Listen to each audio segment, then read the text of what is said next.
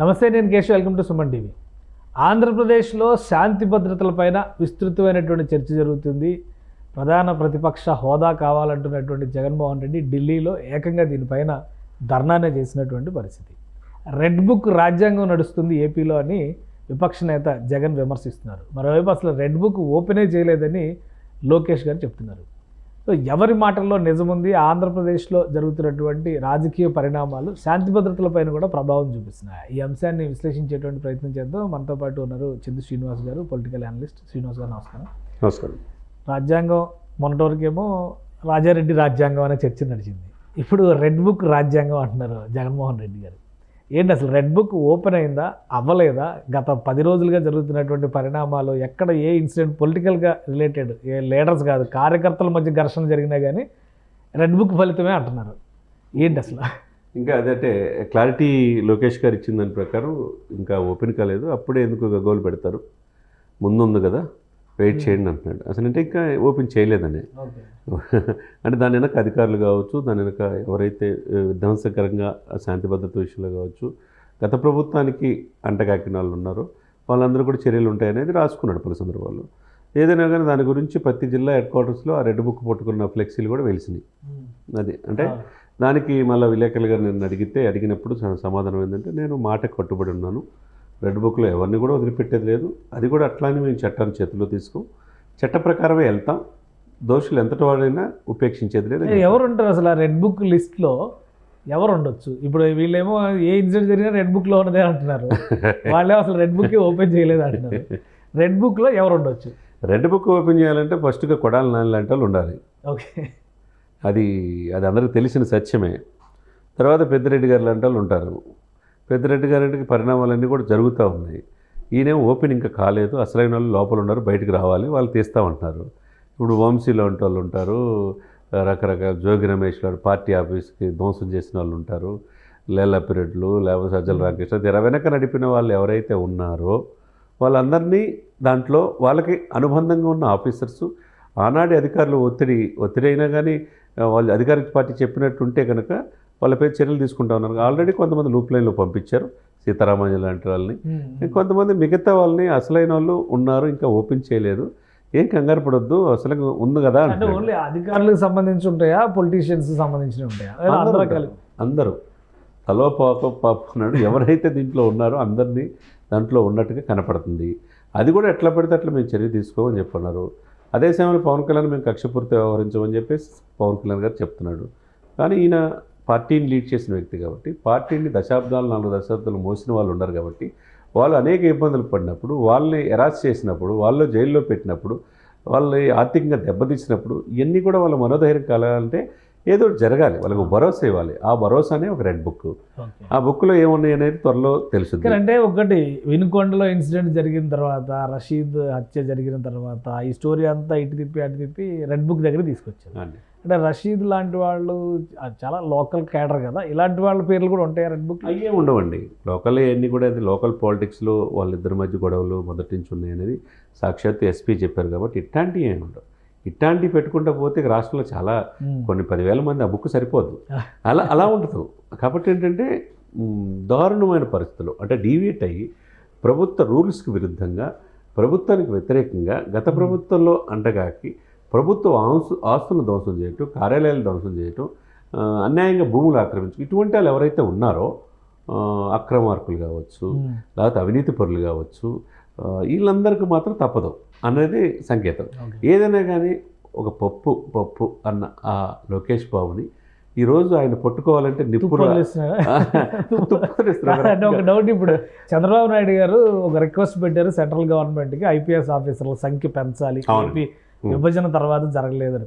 ఏకంగా 30 మంది ఆఫీసర్స్ను పెంచుతూ నిర్ణయం తీసుకుని, అంటే దానికి సూత్రప్రాయ అంగీకరిస్తుంది కదా. ఇవన్నీ రెడ్ బుక్ అమల్లో భాగంగా జరుగుతున్నటువంటి చర్య. ఇప్పుడు లడహా లాంటి సిరిసర్ ఆఫీసులు కూడా తీసుకొచ్చేస్తున్నారు.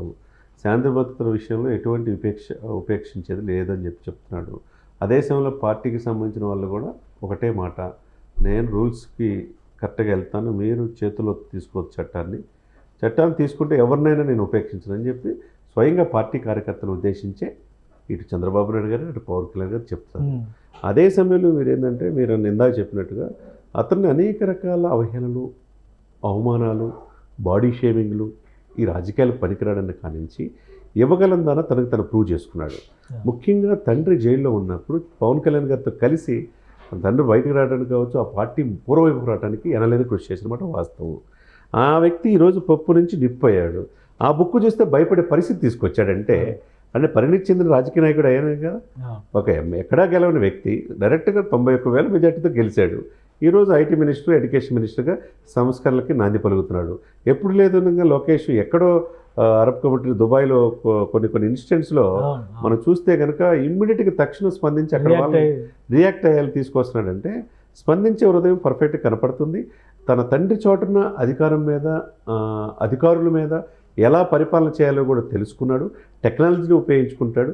ముఖ్యంగా రాజకీయాల్లో ఎత్తుగడలు, ఒడిదుడుకులు ముఖ్యంగా లాస్ట్ 2 years అయితే పూర్తిగా నేర్చుకున్నాడు అనుకోవాలి. కాబట్టి ఒక రకంగా అనుభవం నేర్పినట్టుంది, అనుభవమే. ఎప్పుడు మాట్లాడిన జగన్మోహన్ రెడ్డి గారు కూడా ఈ రెడ్ బుక్ రాజ్యాంగం నడుపుతున్నారంటే ఒకప్పుడు 5 సంవత్సరాల్లో రాజారెడ్డి రాజ్యాంగాన్ని వీళ్ళు కూడా అన్నారు కదా.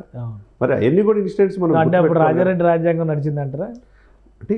అంటే అనంతబాబు లాంటి వాళ్ళు దళితుని డోర్ డెలివరీ చేసినప్పుడు, ఎక్కడో 14 సంవత్సరాల బాపట్లో పిల్లోడిని సజీవదానం చేసినప్పుడు, తర్వాత పవన్ కళ్యాణ్ గారు అబ్దుల్ సలాం ఇన్సిడెంట్, అబ్దుల్ సలాము, తర్వాత లేకపోతే ఆ అమ్మాయిని విజయవాడలో 8-9 మాసాలు అదృశ్యమైన తేజస్విని పవన్ కళ్యాణ్ గారు రెస్పాండ్ అయ్యేదాకా తీసుకురాపోవటం ఏంటి? ఇవన్నీ 30,000 మంది ఆడపిల్లలు అదృశ్యం అయిపోతే దానికి సమాధానం లేదు.